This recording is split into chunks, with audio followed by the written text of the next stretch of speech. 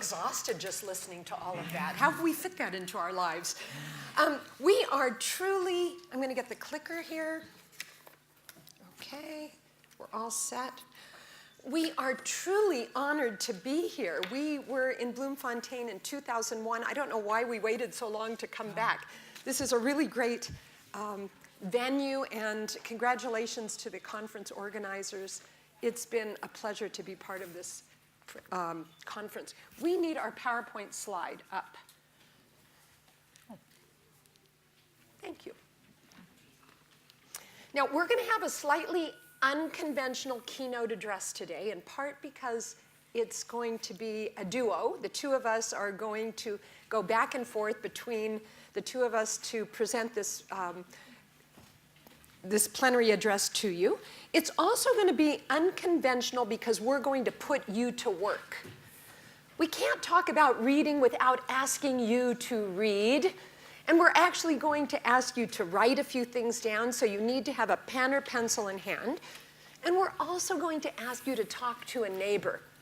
So you need to be sitting near someone with whom you can speak, because actually part of a strategic reader training is discussion of the readings that the students are looking at. Let's see, what else makes this unconventional? We're going to move from theory to practice fairly quickly, and then we're actually going to have a simulation and a demonstration that you'll participate in. The focus is on access and student success. The techniques, the teaching practices, actually we could call them high-intensity practices, relate to helping students become strategic readers. And we think that the practices that we're going to introduce will help your students not only become better readers, but also better learners and content learners. So we're hoping that there's something here for all of you, whether you're teaching in language improvement classes or teaching in the content areas. Thank you. So this is the general plan for today. We're going to start with general assumptions about strategic reader training, with the goal that over time students will become strategic readers on their own. And then we're going to look at an inventory of strategies used by strategic readers, probably by everyone here, but that our students don't read. And then we'll move to a simulation that showcases easily adaptable strategic reading techniques. So okay. I'm going to turn the floor over to you. For me, at certain points, I'm actually going to come down here and ask for a few quick answers, and then I'll say the answers out to everyone, because in a sense, you are going to be the classroom. And we want this to be an experiential type of process so that you can reflect on it. So we're going to ask you to reflect at the end of what you've been doing and what it would mean for students to be doing this. Yesterday, in the plenary that we had, we saw many high-impact activities and programs that will lead to student success. We believe that what we're going to talk about is a way to bring student improvement, but at a lower level for struggling students who have to work with challenging texts. And in order for you to get a sense of this, we want you to work through what a student might work through so that you can then think, well, how can we adapt this? How can we use this in various situations, in various contexts?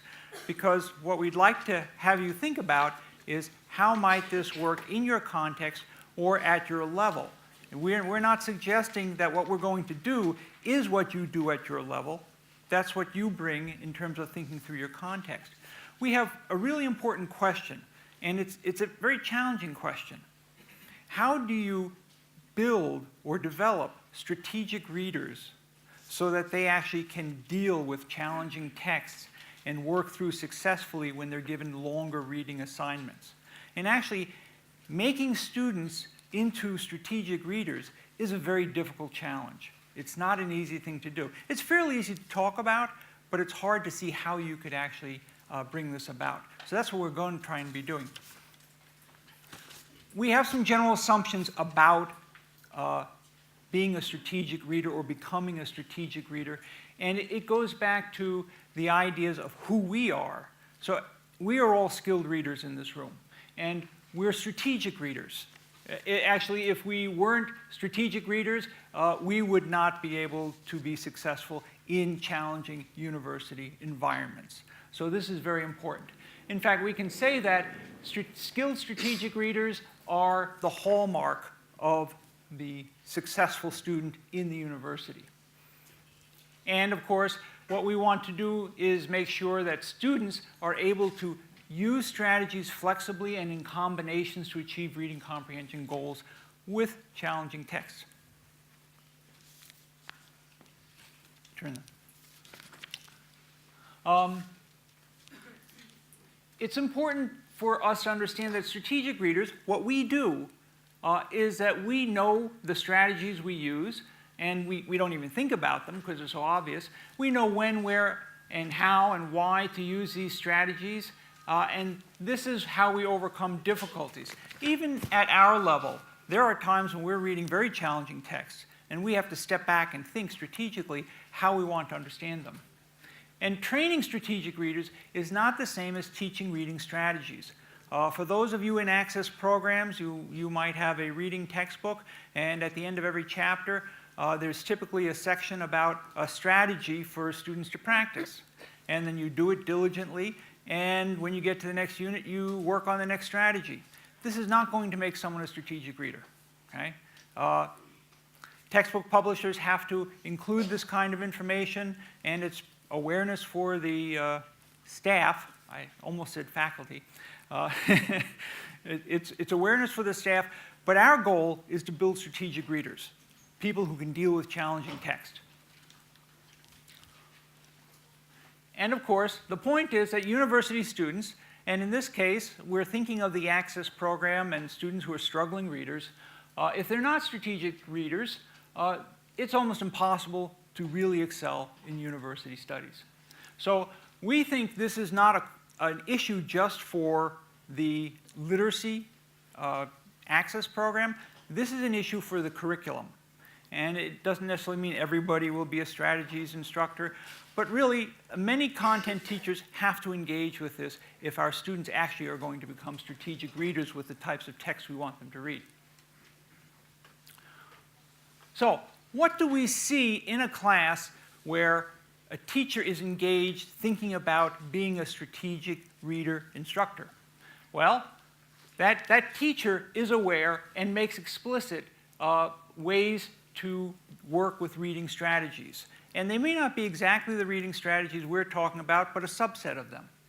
Students know the names of the strategies and how to use these strategies. And something as simple as a list on the wall in a classroom with the strategies that have been discussed and used and grow. So a list might include 20, 25 strategies by the end of the semester. And if you don't have a ready place to have this on a wall in a dedicated classroom, you bring in something that you can put on the wall. Because even at moments when students are less than focused, they can focus on, on the strategies on the wall. Or when you're in a conversation and you look and you realize, oh yeah, these are the types of things I should be doing. So we also see students engaged in discussions. You cannot become a strategic reader unless you're talking about the reading material you have to work through. There's no way around that. That is part of how you build your comprehension while using strategies with challenging texts. There has to be guided practice opportunities where the teacher helps lead students through certain types of tasks that are really intended to build strategies. And there has to be regular recycling. You can't just do this a few times and expect something to happen that will make a difference. This has to be a regular part of just how you are a teacher, particularly when you're building and expecting students to work with reading material, and when you give them reading assignments, how do you give them a better chance to be successful? So, Okay. So what we'd like you to do is pull out your handout. Does everyone have a handout? And we'd like you to look at the first page there of your handout. And what we have here, this is what we're talking about. These are the strategies that skilled readers use. Not when you're reading easy texts, but when you're reading dense and challenging texts. And we have divided up the strategies into 3 different sections: global reading strategies, monitoring reading strategies, and support reading strategies. Many of these strategies have been empirically validated in more than one study. These studies involve standard empirical research designs. And I'd like to point out those strategies on this list that have been empirically validated, and then I'll talk for a moment about those that actually haven't yet been empirically validated but are still very valuable. So if you look at your set of global reading strategies, 10 of these have been empirically validated. They do assist students readers in comprehension. And skilled readers do turn to them to make sense of dense and difficult texts. And they do help with learning not only to become better readers, but learning of content. And that's what you're all aiming for, is not only helping your students to become better readers, but giving them access to the content that they need to be successful in their studies. So a few of these, for example, the first one, planning and forming goals for reading. Good readers plan and form goals for reading. It's been empirically validated that it helps with reading comprehension and access to content, as does posing questions and then answering the questions about the text, making inferences, creating mental images while good readers are reading, and summarizing, one of the most important strategies used by skilled readers. Among the monitoring reading strategies that are listed on your handout, there are 2 of the set that have been empirically validated, and that includes monitoring main idea comprehension. That's what skilled readers do with dense text, and rereading purposefully, rereading for a purpose in order to gain access to the content. And with regard to the support reading strategies, there are 5 of them there that have been empirically validated, and they include taking notes, paraphrasing, translating mentally, using graphic organizers, and synthesizing. Now, what that leaves are a couple of strategies on this list that haven't yet been empirically validated, but they have been shown many times through qualitative studies and teacher practice that when good readers, when there's the students that are able to gain access and have good reading skills, they use them on a regular basis, and they do give students access to dense content. So we're just waiting for some of you to do your PhDs and empirically validate those strategies that haven't yet been empirically validated, but have been shown time and time again that they help skilled readers, and that skilled readers use them when they need to gain access. Now, we'd like you to look over this list of strategies, not from a student perspective, from your own perspective as skilled readers. Think about, now, all of you as skilled readers, you use these strategies without thinking about them. You get to a difficult part of the text, and you do something to gain access to that information. So just take about 45 seconds to read over these strategies and think about those strategies that you believe you use on a regular basis when reading complex and dense text. Put a check next to those strategies.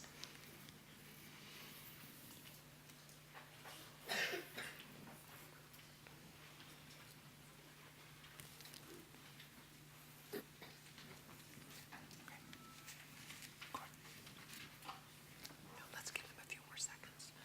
We're doing fine on time.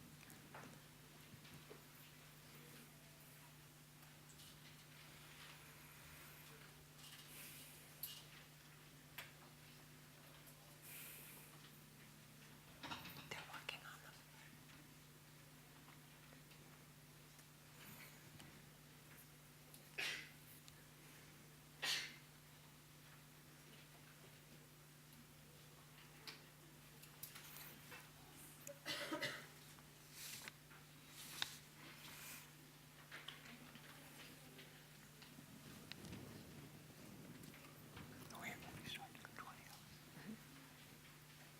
Now, one of the reasons we asked you to do this is in order to help your own students, whether you're in an literacy access program, or a chemistry class, or a political science class, or an engineering class, any class in which we ask students to read, which is common fare in a university setting, we can better help our students if we understand what we do. And we actually take part in these strategies without thinking about them. We need to bring them to our own conscious level so that we can guide our students in becoming more strategic readers. And eventually, we hope that they will do it as independently as we do when encountering difficult texts. So now what we want to do is turn to our simulation with what we've just talked about, the general assumptions and the reading strategies as background. We're going to be working with a challenging text. It's on page 2 of your handout. And in fact, we think it might be best for you to separate the pages, because we're going to be asking you to read this text while also filling out what we call a reading guide. We stumbled upon this really interesting article ourselves, and we found that we had to read it more than once in order to really understand it. And it was written, for the general public, but we thought we would guide you through that text. And at various points during the simulation, we're going to ask you to reflect on your strategy use at different points in the simulation. So yes? So one of the things that we want you to think about is this. We're going to start off with this as a pre-reading activity. We have one or two activities where you don't have to do any reading. We're just going to work through some information to prepare you. So this would be something you might start, if you're the instructor, in class. We assume that this particular approach is going to begin in class, and then it can follow up with post-reading either in class or out of class. And I would say for those of you who are content teachers, doing some of these pre-reading activities that model strategic reading behaviors could be done at the very end of class when you remind students what the reading assignment is for the next day or for the next week, to prepare them to read on their own in class. Now imagine, for the purpose of this simulation, that we are in the midst of an instructional unit on hot spots in the world. And what we've already covered is we've read about the civil war in Syria, the conflict between North and South Korea, the re-emerging conflict in South Sudan, and we are now moving to Malaysia, where there's a very interesting hot spot. So, Bill, we'd like you to take a look at this map. Okay. This is one of the wonderful things about The Economist. They always have these sections of the world, and it really does help comprehension. So as I'm walking down here, I'm going to ask you a set of very simple questions just looking at this map. Okay? Which, by the way, was in the article. Yeah, this was part of the actual article and the text you're reading. So if you look at this map, where are we? Southeast Asia. And what countries are likely to be involved in this particular reading? Okay. And what country does Sabah belong to? It's a province of Malaysia, that's right. And I could ask, if this was a small class, what do you know about this part of the world? Generate a few answers. But what about this shaded area? What can we extract from this map about the shaded area?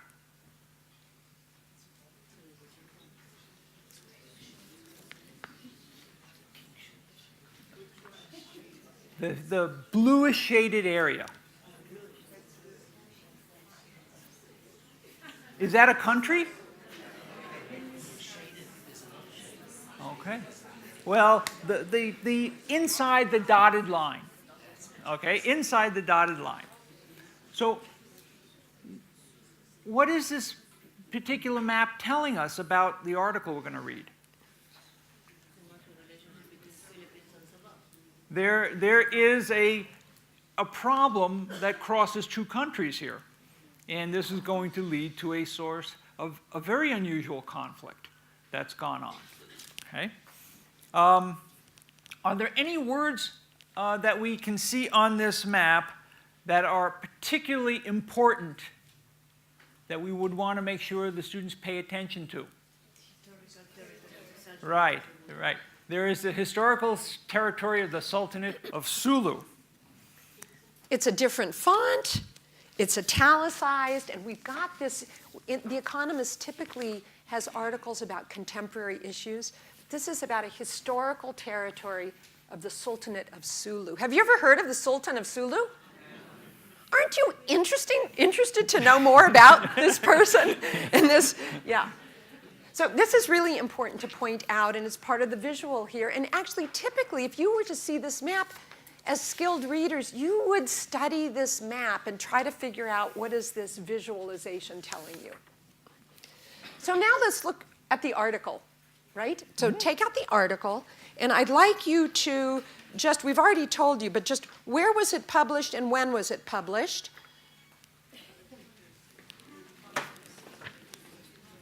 The name of the magazine? What's the name of the magazine? The Economist. And when was this published? February 23rd, so just 2013. Last year. Just last year. And actually, this is still an issue. It hasn't gone away. Let's now look at what kind of information do you expect here? Is this a fiction? Is it nonfiction? What kind of information do you expect in an Economist article?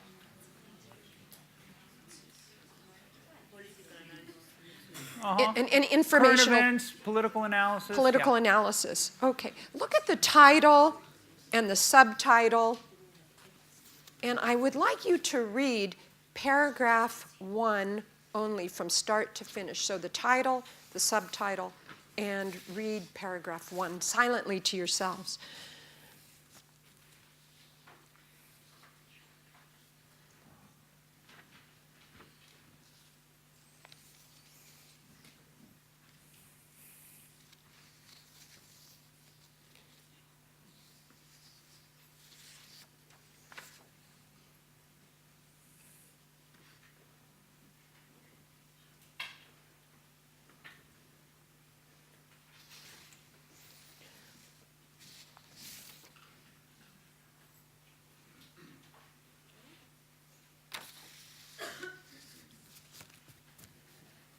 Okay, so now, based on what you've done so far, we would like you to turn to our reading guide. Now, we created this reading guide because sometimes we bring material into a classroom and we don't want to just give some reading to students and just say, here, read this. So we try and structure and organize ways to work through. This is maybe a little more elaborate than we would do otherwise, but we're using this for demonstration purposes. You can see activity 1. We have something we would like you to do very simply by yourself with a pen in your hand. We would like you to just write down 2 phrases or clauses. What do you predict this text will be about? We'll give you 45 seconds to do this. Based on the title, just based on the first subtitle, paragraph. and first paragraph.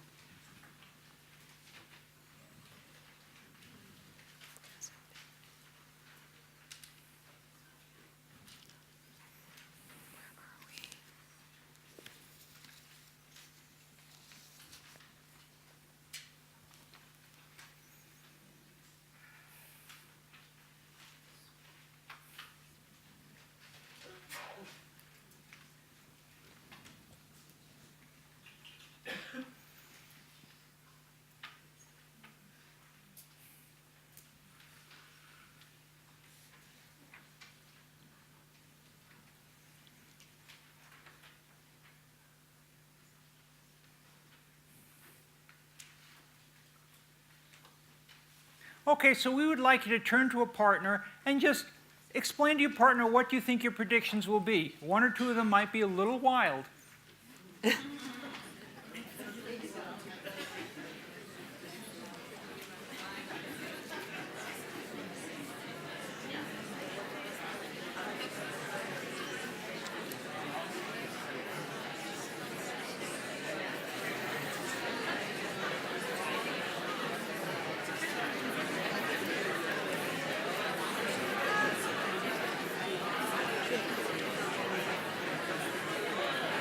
Tell me when to stop them.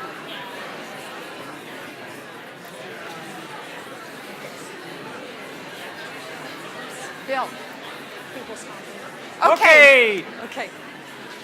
Actually, you know what we forgot to do at the beginning of the presentation, Bill? We forgot the procedure to make the most of our time. So, because we're going to ask you to read and then write and then discuss, this is how we're going to control the audience. When we're ready for you to stop, I'm going to raise my hand, okay? And then the minute any of you see my hand raised, you raise your hand as well. And of course, as your hand goes up, so that we don't actually have to say, stop, stop, wait a minute. Okay, so let's just give it a try. Okay, so, and as you raise your hand, and this way we can make the most of our time, okay? So, Bill, back to you. Yes, so you had a conversation. That conversation is actually very important, and you're going to have a number of conversations in the next half hour, because that's how you get a fix on what you're thinking with someone else who's having the same experience and find out what they're thinking. And over time, this is a very important process, because students comprehend internally, and the only way that they can calibrate whether they're understanding or not is these series of short conversations. That's how students realize they're on track or not on track. So this is very important. Now, we're going to take a short break here for 1 minute, and we've actually done a number of things. Remember your strategy list? We think we've actually covered a number of things on that strategy list, and we would like you to go back to that strategy list. Just reflect on things we've done in the last 15 minutes, strategies you've used in the last 15 minutes. And you know, as a good reader, you don't think about it. But we want you to now think about what are some of the things that might be on this list that you have done. And circle those that you think Circle that you've these done. strategies that you think you've done. Just by reading the title, subtitle, and the first paragraph.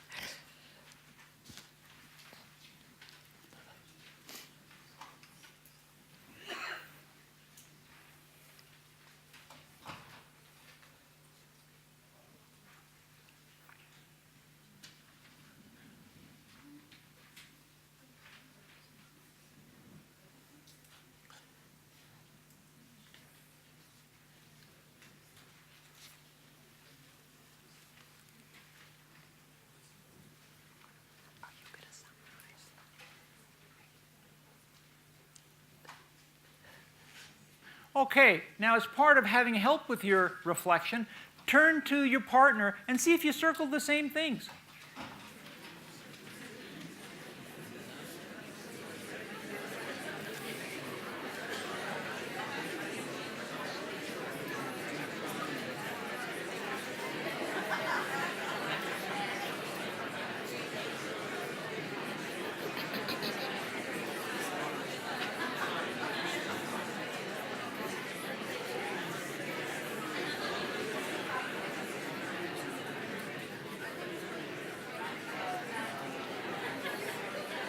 Hands up. Hands up. We'll improve on this with time, but you're doing pretty well. So one final comment on this reflecting right now.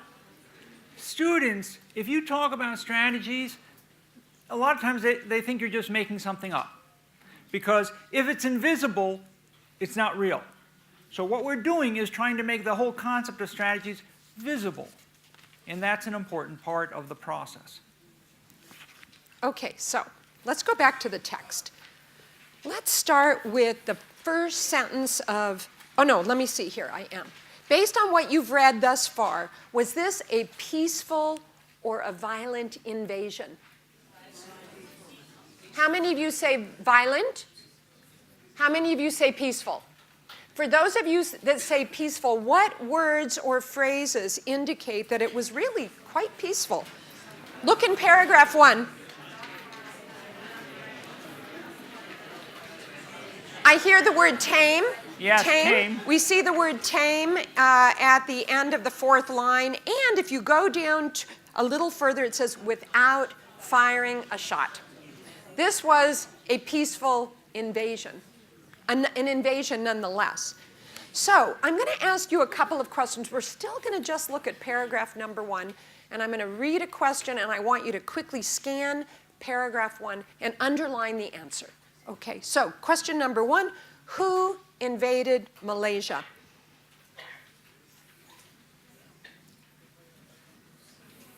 We really want everyone to participate in this. Number 2, where is the Royal Army of the Sultanate of Sulu from?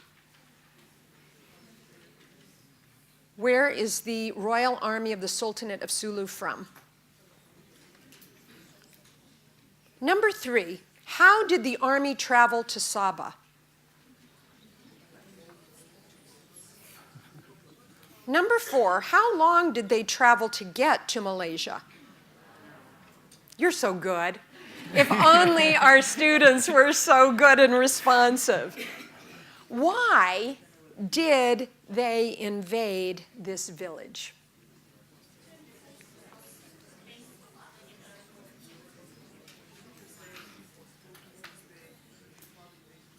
They're enforcing the claim. They're enforcing the Sultan's claim to Sabah. This is so interesting. Now, how many of you, when we asked you to look at the article, looked at the heading above, not the subheading? How many of you looked at the heading above the title? It's really an important, it's not a subheading, it's like a superheading. Malaysia invaded. Our students don't read that kind of information. In fact, they just jump right into the text. Sometimes they don't read the title, they don't read that introductory information in the textbooks that we use. We need to train them to look at that information. It gives us access to a tremendous amount of information and helps us comprehend the text. How many of you looked at the subheading below the title? The combination of the two are really very important. We need to help our students look at these visual clues, the text organization. It will give them access to reading comprehension.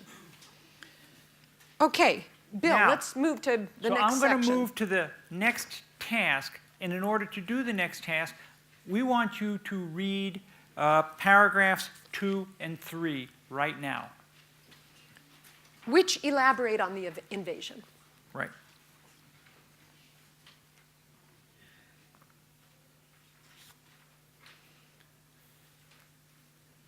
While you're reading this, think about what are the main ideas here?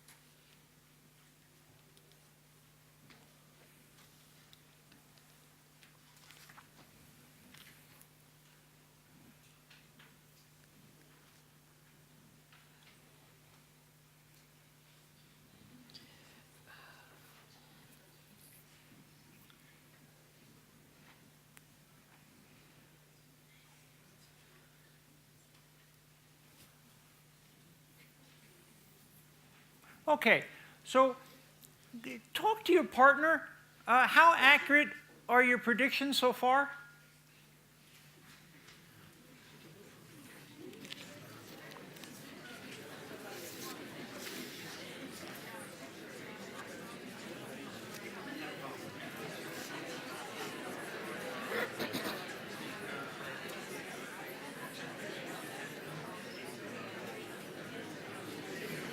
Okay, this is a quick check. Because now the next task is in the second box in the reading guide. It simply asks you to write out 2 clauses. What are the main ideas so far for the first 3 paragraphs? You could write long phrases or a sentence. on your own. Just by yourself.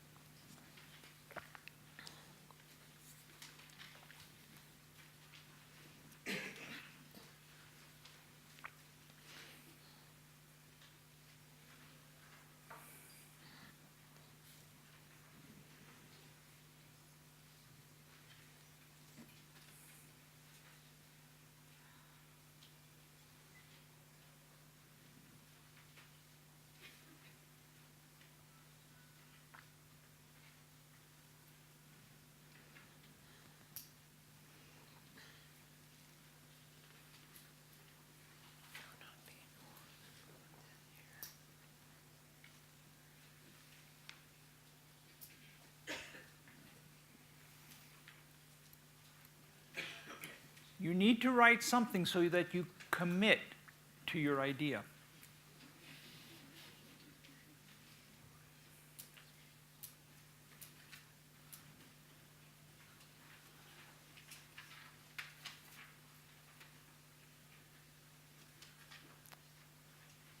Okay, share with your partner your two main ideas. Are they the same main ideas? If not, why not?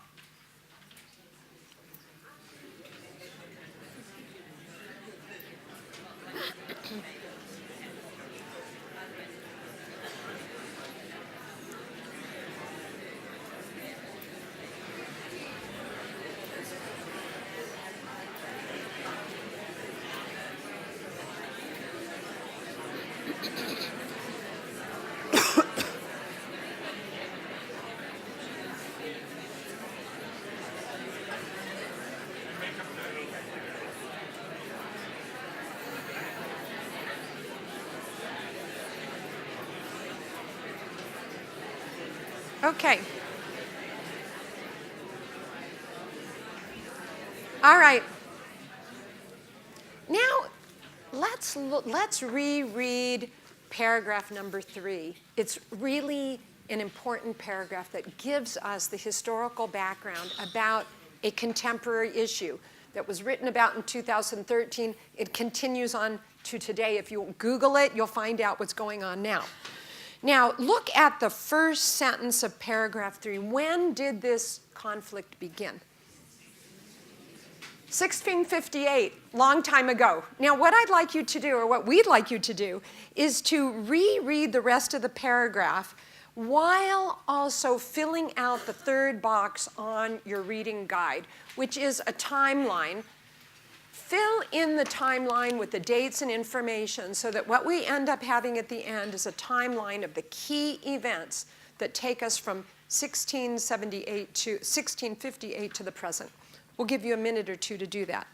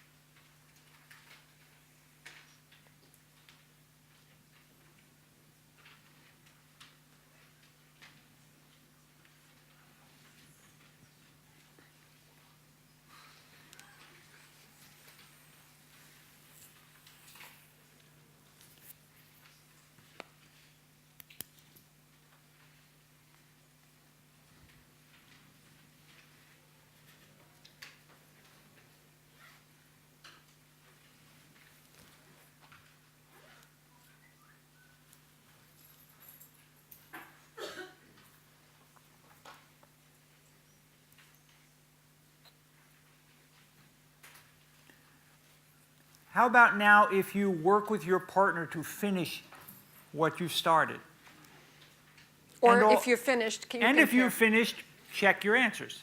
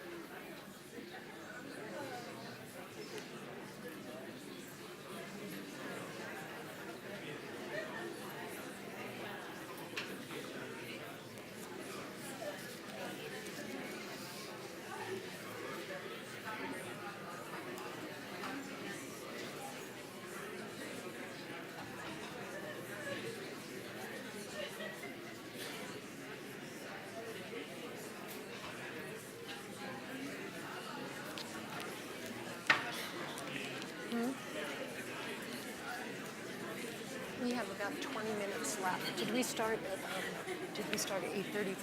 8:40. Okay. Bill?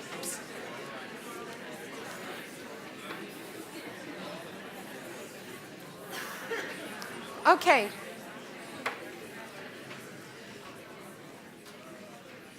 Did you have to do a little math? Yeah, you had to do a little math. You had to really read carefully to get one of those answers.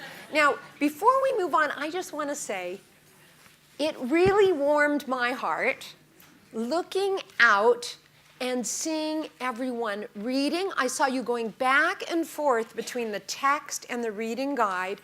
You were really concentrating. We weren't talking about being strategic readers. You were being strategic readers. And we can really make a difference in our students' reading abilities by guiding them through tests like this that hopefully with time will turn into autonomous readers who can gain access to the content that's going to make their degrees worthwhile and that's going to help keep them in the university because they're going to feel successful. So it was good. There wasn't, you could have heard a pin drop. You were all working pretty darn hard.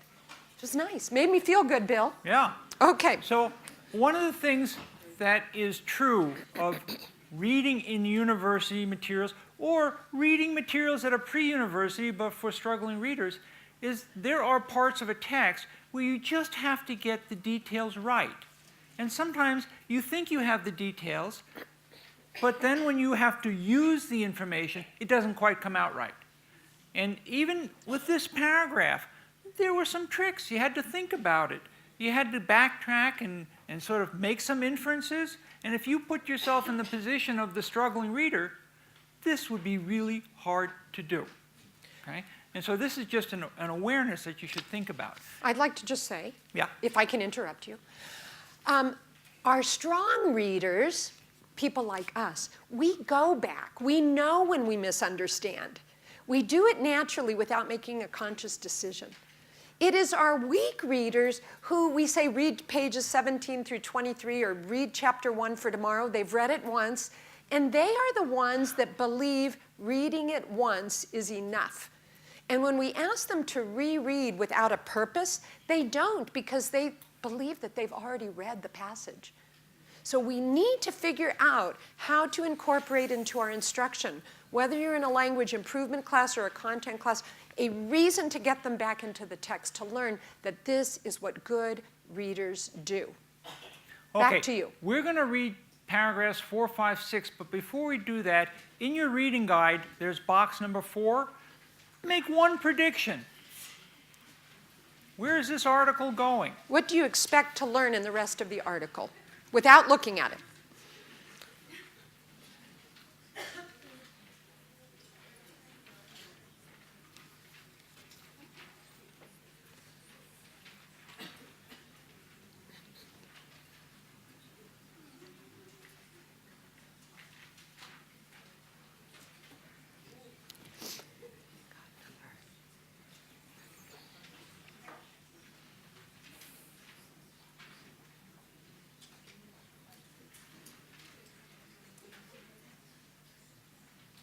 Okay, share your prediction.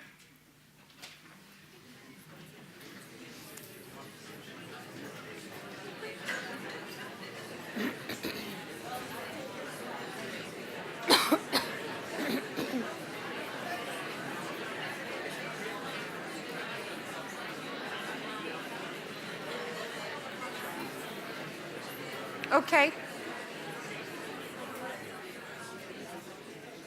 You're getting better. Okay, so at this point, very simply, we would like you to read paragraphs 4, 5, and 6.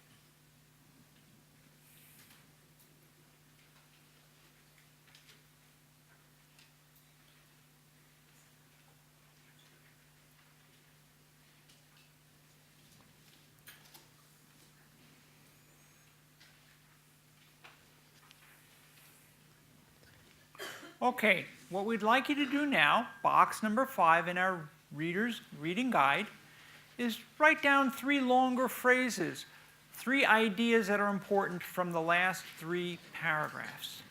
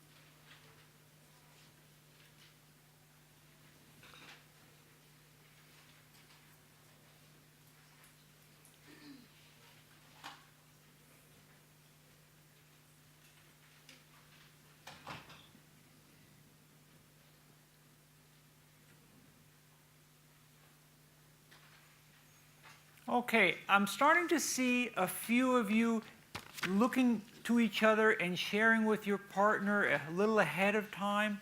That's great. We are building the seeds of learning communities in the classroom. We're building the seeds of trusting your partner in the classroom. We're building some safety because I'm not evaluating, you're working with each other. These are all very important ideas.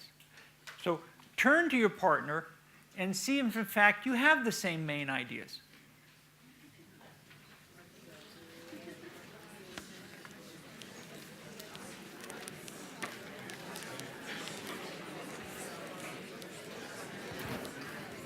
I think we should shoot for 10 minutes, so they have a bigger break. Yeah. So why don't... Do we want them to write a summary? No. I'm just going to say from this we could, and then I'm going to turn it over And to then, you. if you look here, we're going to skip this. What did you learn about this global thoughts? And we're just saying we hope you learned about something. Yeah. And then reflect on the additional strategies. Right, and circle.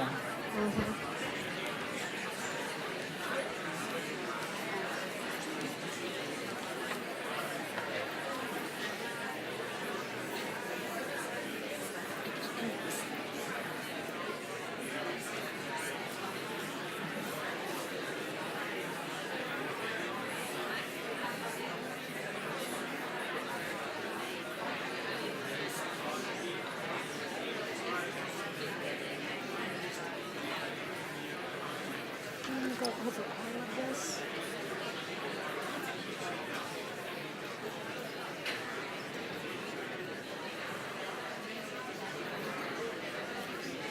Okay. Okay. Pretty good class. Do you agree? This is not an easy article when you really think about it. This is written for the educated reader, and it's a bit convoluted, especially if you don't know much about the topic, which we didn't know much about, and your students are moving into new content domains. They too don't know. They're moving into domains where they're learning a lot of new information and a lot of new vocabulary.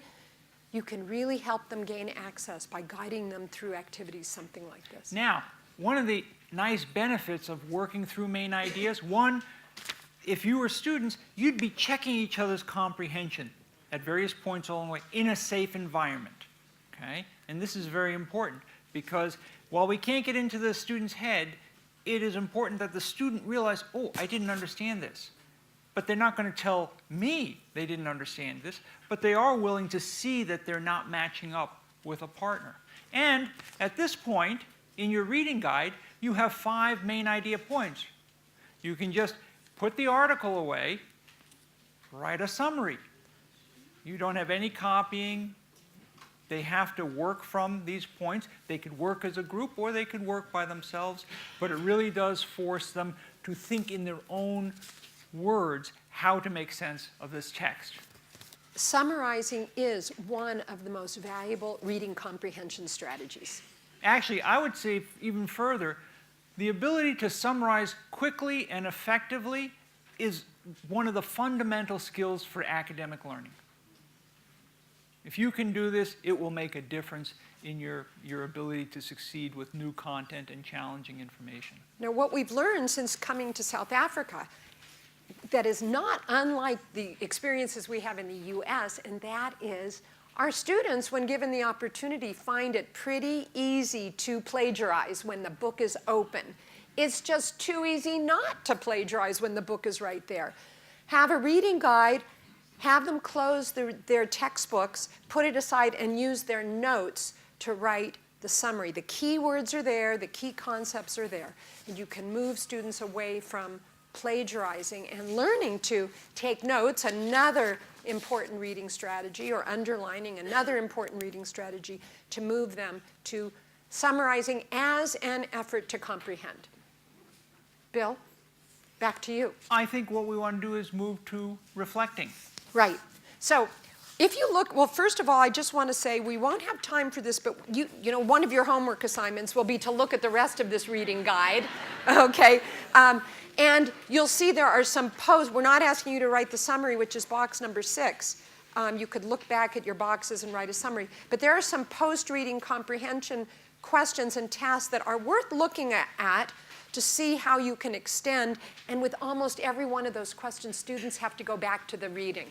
They're not going to remember those details. And rereading is another hallmark of a good, skilled reader. So create some tasks that get them back into the text. So what we'd like you to do is think about, over the course of this simulation, what strategies you have used to both read and fill out the reading guide. Turn to someone near you, again, your partner, referring to the inventory of reading strategies. Discuss which additional strategies you used or heard a partner use. Just take about a minute to do that.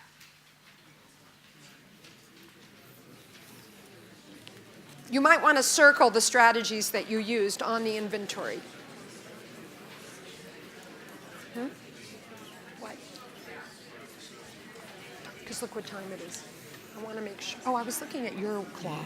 Okay, but I still think we want to.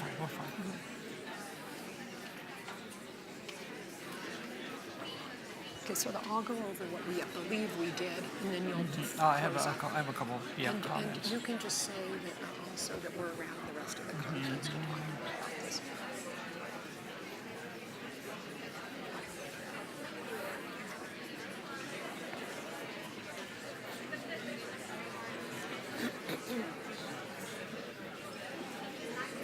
Should we stop them?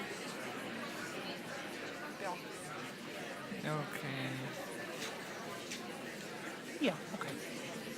Okay. In crafting this lesson, this reading lesson, these are the strategies that we made an effort to involve you in. Does this look like what you believe you engaged in?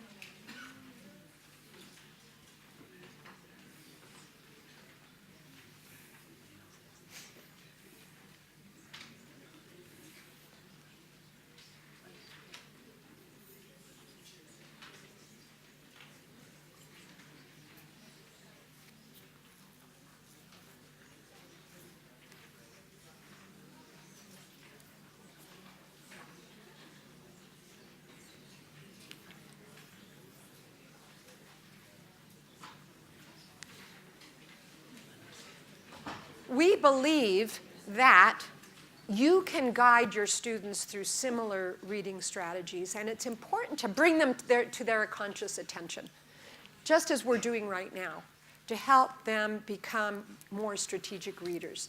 And with that, I'm going to turn this over back to you. So just a couple of thoughts about how this changes for different contexts, for different levels of challenge at the university.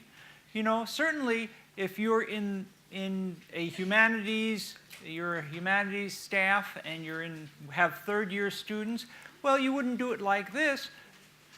But at the last 5 minutes of any given class, and you know they're going to be reading material, you could work through some of the key ideas that you want them to extract from the material they're going to read, and maybe why you want them to extract that material, so that you don't just close a class, you know, read chapter 3.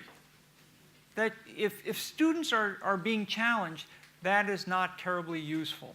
But if you take 5 minutes and you set up certain guidelines, or you have a handout that's very brief, and you say, work through these ideas. And then they come in the next class session, and how do you know they've read? Well, you have them go to the reading material, they have to bring their books, and you just say, write down 5 key points that you're taking from this material, and then basically share it with someone and hand it in. And after a while, they'll do the reading, which is always a challenge, no matter where you are. So I think these are just, there are many other things that could be done and adapt to the context, but you know, the challenge is to think how you make the invisible visible, particularly for struggling students. And I think that's a good place to end. And we just want to say, all of us, if we're in university settings, we want to set our students up for success.